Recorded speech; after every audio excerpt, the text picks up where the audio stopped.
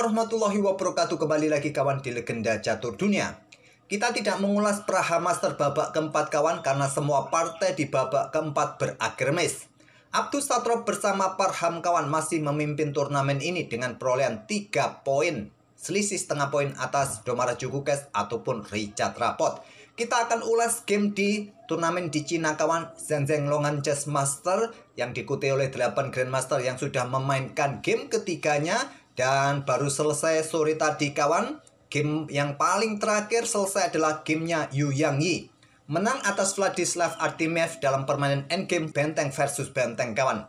Adapun Anish Giri juga kembali memetik kekalahan kawan dari Arjun Erigaisi. Sedangkan Daniil Dubov bermain remis kawan. Nah, game dari Daniil Dubov ini yang akan kita ulas. Walaupun remis, kebanyakan kawan-kawan menunggu aksi perkembangan Daniil Dubov seperti apa. Karena kemarin menghajar Anish Giri kawan, gamenya sangat ciamik. Banyak sekali penonton yang melihat permainan Daniil Dubov kemarin. Dan saya ulangi lagi, gamenya Daniil Dubov saya dahulukan. Mungkin besok pagi saya akan ulas permainannya Arjun melawan Anish Giri kawan. Oke, di sini Daniil Dubov gantian pegang hitam, kemarin pegang putih kawan. Dan lawannya adalah Grandmaster 2600 asal Cina, Mark Chun. Dan di sini putih mengawali dengan pion D4. Kuda F6 dari Daniil Dubov, ada pion C4, pion E6. Kemudian di sini ada kuda F3 untuk menghindari permainan Nimzo Indian kawan. Bisa disebut dengan anti Nimzo Indian dengan kuda F3. Karena jika kuda C3 terlebih dahulu, kemungkinan besar Nimzo Indian defense. Jadi untuk menghindari permainan Nimzo Indian defense, kuda F3 yang paling banyak dipilih. Nah, berlanjut dengan Queen's Gambit Decline, pion D5 dari Daniil Dubov. Baru sekarang kuda berkembang ke petak C3. Dubov tetap melanjutkan gajah ini kawan ke petak B4. Apa nama pertahanan yang dipakai Daniil Dubov kawan? Setelah pion D5 diikuti gajah B4, ini adalah Ragozin defense kawan. Nah, untuk menghadapi Ragozin, gajah G5 merupakan pilihan utamanya untuk memberikan pin-pinan bagi kuda masing-masing kawan. Kalau dari Daniil Dubov ini adalah absolute pin, kuda dilarang bergerak. Kalau bergerak artinya ilegal. Tapi kalau gajah G5 ini kawan, kuda masih bisa bergerak. Tapi masalahnya yang kena pin adalah menteri. Menteri juga bisa jatuh. Absolute pin dan relatif pin. Di sini rokade pilihan yang paling banyak adalah pion H6 kawan, ataupun pengembangan kuda B ke D7.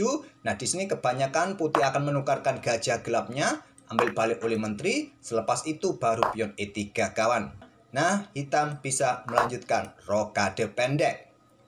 Oke, kembali lagi ke langkah aslinya. Jadi Dubov memilih rokade pendek terlebih dahulu, amankan raja. Sekarang pion E3, baru pion H6.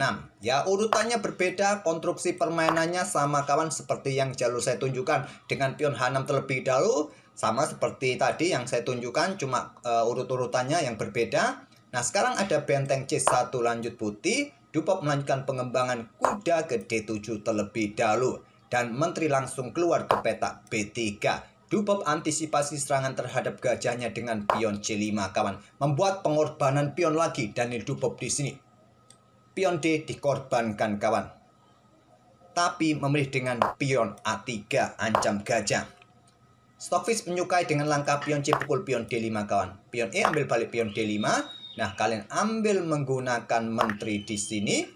Nah, bisa berlanjut seperti mungkin kuda ke petak B6 kawan untuk serang menteri, buka kembali akses gajah terang. Kalian tantang pertukaran di sini. Mungkin diterima juga oleh hitam kawan. Inilah jalur yang disukai oleh Stockfish. Putih akan mendapatkan 1 pion kawan, karena dikorbankan oleh Daniil Dubov. Tapi putih menolak dengan pion A3. Seringkali permainan Daniil Dubov membuat langkah-langkah pengorbanan pion kawan. Seperti yang kita lihat kemarin dalam permainan Grand Field Defense. Daniil Dubov mengorbankan 2 atau 3 pion kemarin. Dan memberikan posisi serang yang sangat bagus. Nah, di sini Dubov melanjutkan dengan pion C pukul pion D4 kawan. Menyerahkan gajah, ataupun gajah bisa dipertahankan mundur ke petak A5. Salah satu pilihan kuat, tapi Dubov memilih dengan pion C pukul pion D4. Sama-sama memberikan ancaman bagi perwira masing-masing. Menteri ambil gajah B4. Dan Dubov melanjutkan dengan pion D ambil kuda C3. Ambil balik dengan menteri menantang pertukaran. Dupop menahan diri, dia bertukar pion sekali lagi. Pion D pukul pion C4. Gajah ambil balik kawan, dan baru sekarang Dupop menukarkan menteri. Menteri pukul menteri C3, ambil balik dengan benteng, kemudian kuda B6 serang gajah.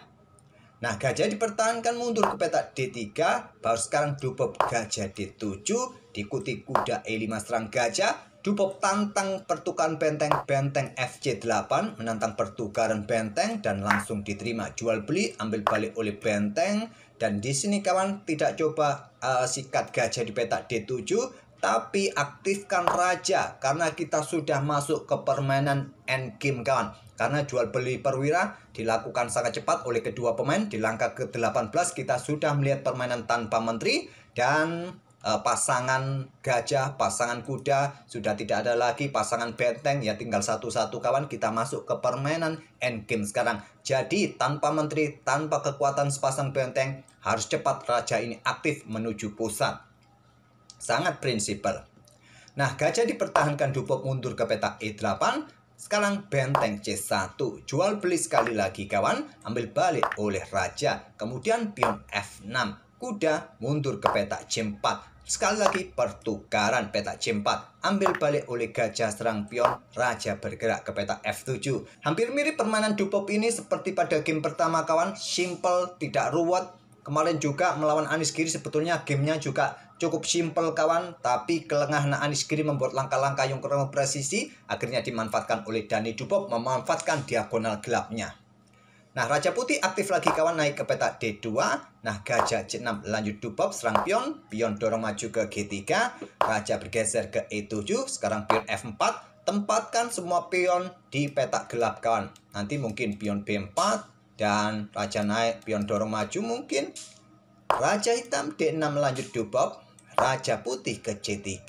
Nah, pion B6 sekarang juga dimainkan oleh Dupop, menempatkan semua pionnya di ruang gelap juga. Tinggal satu pion mungkin diadu kawan. Nah, pion B4, pion E5.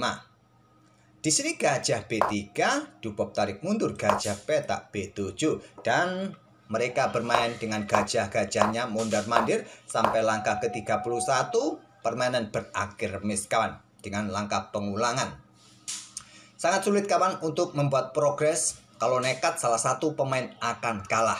Karena memang konstruksi bangunan permainan seperti ini cukup simetris. 2 pion berada di sisi kiri, 4 pion yang sama juga di sisi kanan kawan. Dengan kekuatan gajah terang. Jadi sulit untuk mendapatkan kemenangan dengan permainan seperti ini. Kalau kalian nekat untuk menempatkan posisi pion kalian di area serang lawan, sama-sama mungkin di area petak terang kawan ini, ya kemungkinan juga akan sangat berbahaya bagi para pemain. Jadi sangat logis, ya di posisi ini sepakat remis. Kembali lagi memetik setengah poin Dani Dupop pada game ketiga. Oke, semoga permainan dari Dani Dupop bisa menghibur kalian kawan, dan kita akan bertemu di video-video berikutnya. Terima kasih. Wassalamualaikum warahmatullahi wabarakatuh.